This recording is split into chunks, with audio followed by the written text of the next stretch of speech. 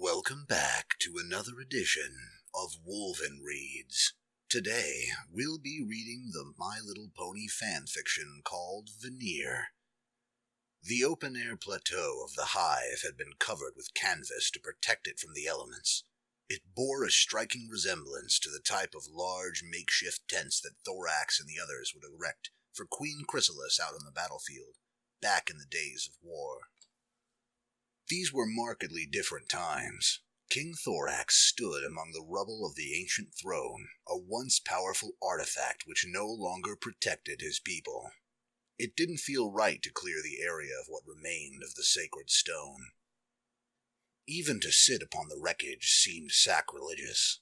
So Thorax simply stood amid the rubble each day until his legs were weary, and then he left to sleep while his subjects kept watch.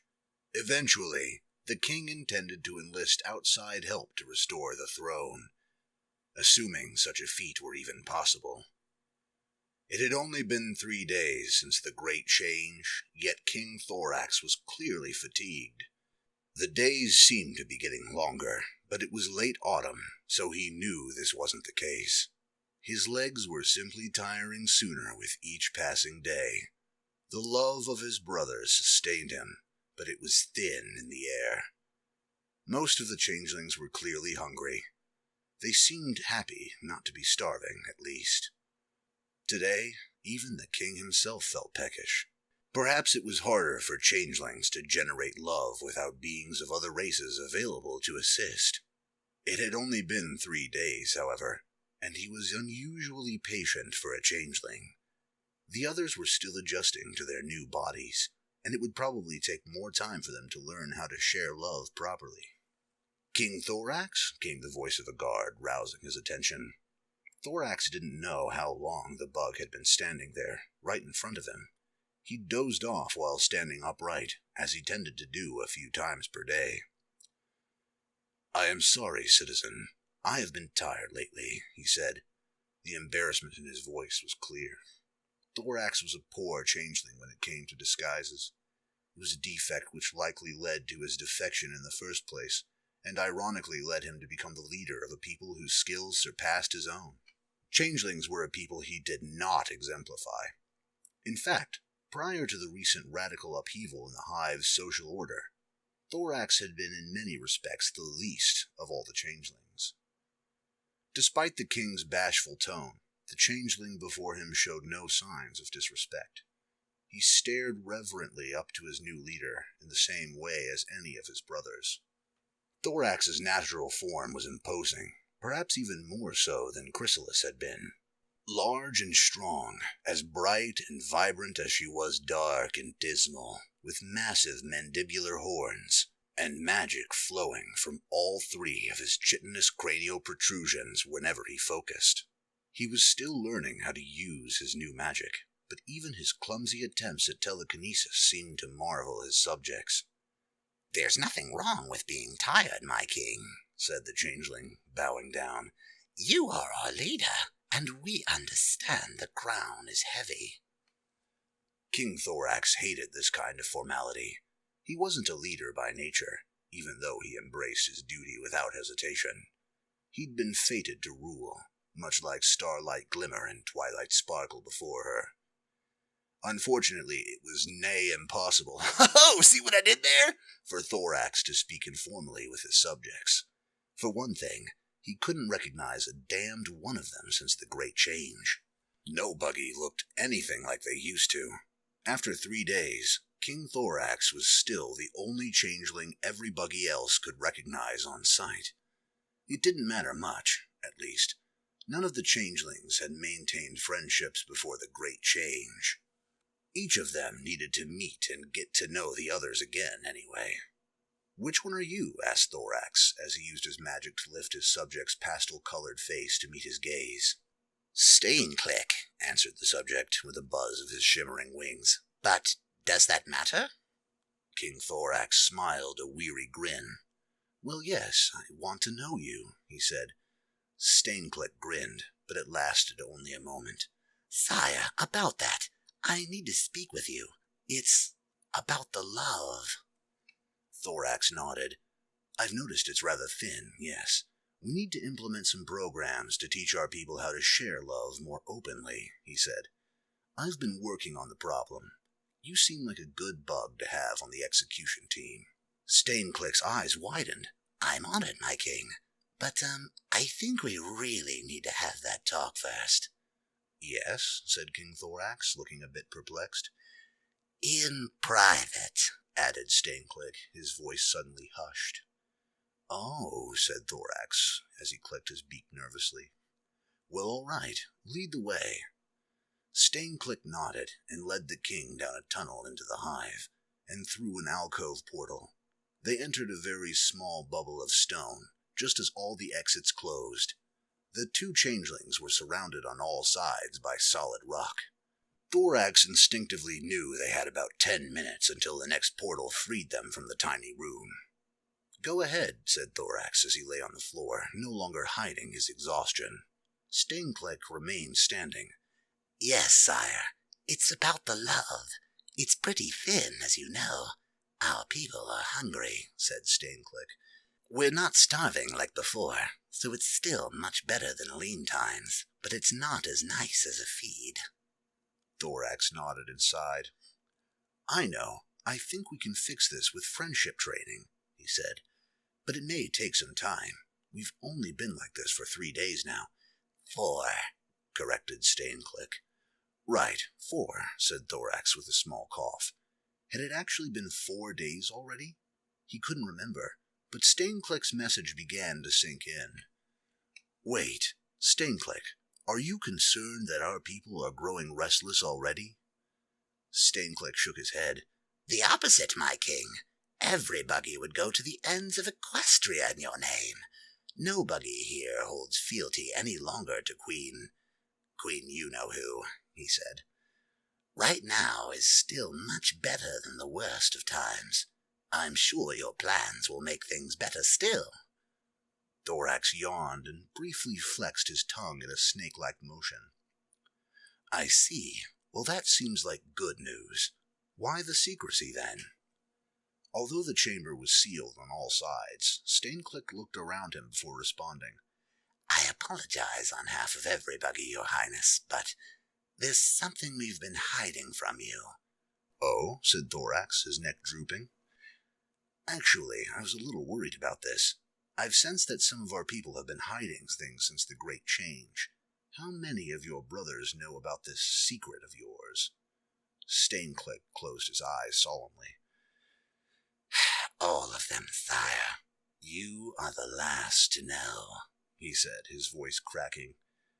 We drew straws to see who would tell you, and I lost. I will accept whatever punishment you have in store. I'm their king, and I'm the last to know. The truth stung like a hot spinneret. King Thorax did his best not to show the trepidation that rippled through his exoskeleton. He stretched and stood up straight, putting on his best poker face, which wasn't very good, but perhaps it was the thought that mattered. After the changeling opened his eyes again, Thorax smiled gently. You're not in any trouble. Don't be afraid. Just be honest with me.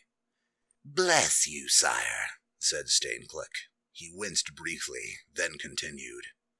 The fact is simple. Some of the changelings have not experienced the great change. What? Said Thorax. He momentarily stiffened in place before relaxing his posture a little.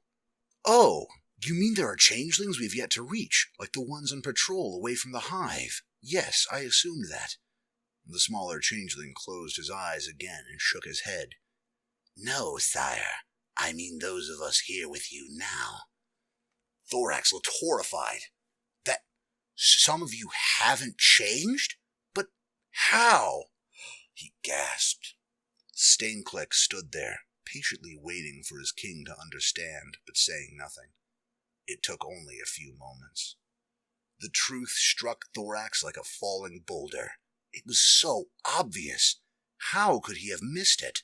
It was his boundless optimism at fault, he realized. All this time, he'd been blinded by what he wanted to believe was true, but the facts were unmistakable. We're changelings. We can look like anything. Some of our brothers, they never truly changed, King Thorax finally said, his voice slow and soft. They changed their appearance to look like those of us who did, didn't they? We just wanted to fit in, and we wanted it so badly, said Stainclick with a morose frown, as his form reverted in a whirl of familiar green energy to the black-fanged, hollow, and broken form of which Thorax was all too familiar. It was our duty to follow suit, and yet we didn't know how. We wanted to tell you, but we didn't want to disappoint our new leader. Of course, this is all you've ever known in life. It's a miracle any buggy was able to change, admitted Thorax, and then he gulped audibly. How many are there? 11, said Stainclick. 11 haven't changed? Said Thorax. Okay, that's fine. We can fix this. We'll start working one-on-one with you. Stainclick grimaced. No, sire. Only 11 have changed, including you. The thousands who remain here have not. But we are fully loyal to you, King Thorax. I swear it. King Thorax opened his mouth, then paused a moment in thought before speaking. That's only because I'm currently the one in power, isn't it? He realized. The little changeling, even smaller now without his false mirage of apotheosis, shrugged his rickety shoulders, and a confused look crossed the hard black rims of his little blue eyes. Well, of course. Why else would we follow you? Thorax sighed. Right. Well, we don't have time to waste. We need to change the rest of our brothers very soon. It will ensure we can feed the hive to satiation, and it will protect us should Chrysalis ever return. Or when she returns, rather. I fear that's a certainty. Many of us have attempted it, sire, numerous times, said Stainclick. We've gathered in groups and tried to share love with each other, but it's so hard, he hissed angrily, his little tongue whipping out of his mouth in distaste. Other bugs are so stupid and mean and wrong, and it's so much easier to fight than agree on things. Thorax did his best to hide the hopelessness he was feeling deep inside. Does every buggy know who among us have truly changed? He asked. Stainclick nodded. It's common knowledge now. Once you meet the 10 others, I mean. The true changed have higher status in the hive because they are more like you, sire, so knowing them is a requirement for all of us. They don't seem to want to boss us around, though. Please, tell me more about the change, requested Thorax. Besides you, there were 9 others who helped to banish the queen. A 10th was able to change afterwards, with great effort, said Stainclick. He is the one who renamed himself Gossamer. We all call him by that name now, as his desire is law. The rest of us have had no success. There is jealousy brewing, but no danger of mutiny. We each know and accept our place in the hive. I'm pretty sure I remember who Gossamer is, because of the name thing. He spoke to me briefly a day or two ago. I definitely want to speak with him more. In the meantime, I'll send 2 of the other 9 as emissaries to Twilight Sparkle in order to enlist her immediate aid, said Thorax. A tiny smile crossed Stainclick's little black muzzle. I knew you would know what to do, sire. Thorax smiled back, but it wasn't very convincing. What if the Great Change were incredibly difficult for most changelings? For that matter, what if it were impossible? Perhaps most changelings had no chance at all to experience the change. Bickering and bitterness were a part of their very nature, even as infants. Thorax was a mutant, completely different from his brothers, stretching all the way back to the very day he'd been hatched. If no others could change, he'd be left with a hive of hungry changelings, only a hoofful of them capable of sharing love to feed with the rest. Yes, they could survive like this, but not comfortably. The hive would be weak to attack, and all but defenseless without the anti-magic of the ancient throne. Perhaps the Princess of Friendship would save them, or her insightful student, or even that crazy Draconicus. At least they could receive some assistance for a little while, as the king blindly struggled to teach his brothers how to love. It was something he personally had never needed to learn, since it came naturally. How do you teach a feeling of compassion? Can something like that even be taught? How? Thorax didn't have a clue where to begin. Maybe there was a good reason changelings hadn't found this path before now. King Thorax might be leading a dying people in their last days, but his heart began to settle, and the tension in his now softer chitinous shell slowly faded away. In a sad way, leadership was easy when there was only one thing left to do.